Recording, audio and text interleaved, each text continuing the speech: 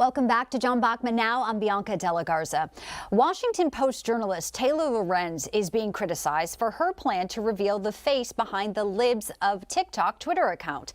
It's an anonymous account that reshares videos that were posted across social media. You may have heard of it. Well, her article was posted earlier this morning with the headline reading, "Meet the women behind Libs of TikTok secretly fueling the right's outrage machine." Lorenz writes a popular Twitter account has morphed into a social media phenomenon, spreading anti-LGBTQ+ sentiment and shaping public discourse. Now, Lorenz's plan to reveal the women behind the account became public after Florida Governor Ron DeSantis spokesperson Christina Pushaw shared an email she received from Lorenz saying that she planned to release a story about it.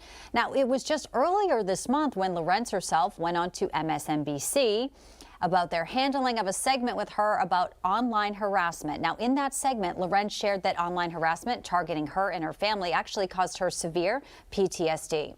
Take a listen. You feel like any little piece of information that gets out on you will be used by the worst people on the internet to destroy your life. And it's so isolating. And terrifying. It's horrifying. I'm so sorry. So obviously she's very upset when she was harassed online there, John. Well, it can be very dramatic. Let's welcome in Amy Tarkanian from former Nevada GOP chairwoman, also with us, Mike Gatto, California, from California, former assemblyman there, and Rob Smith, Turning Point USA spokesperson, host of Unapologetic there on Turning Point USA. Great to see everyone. Rob, thanks for joining us.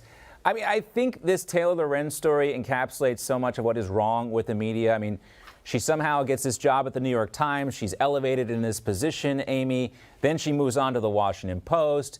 She complains about being bullied online, but then goes and doxes the Libs of TikTok. And the Libs of TikTok, all they do is repost videos that have already been posted. It's like what Edward R. Murrow did, using the other side's words against them. That's too much for Taylor Lorenz. I don't know how she still has a job.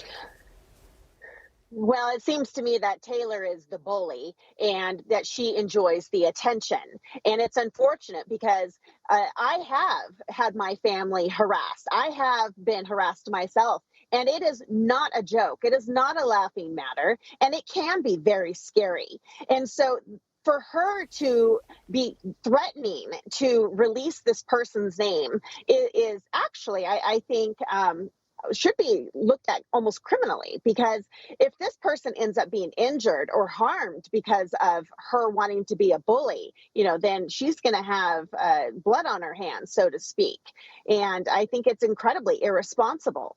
I think what we've seen, Mike, with this Twitter taking down Libs of TikTok and now the Washington Post going after them, like, is the left really that concerned about a social media site that just repost videos of people posting videos of themselves? Yeah, so I mean, look, I know that I'm here to give the Democratic perspective and in many cases to defend the Democratic perspective.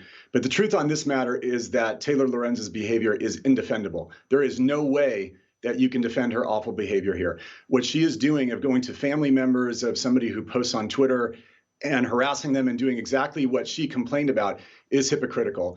There's a tradition in our country of anonymous speech. The founding fathers, that's how they chose to publish a lot of what they did.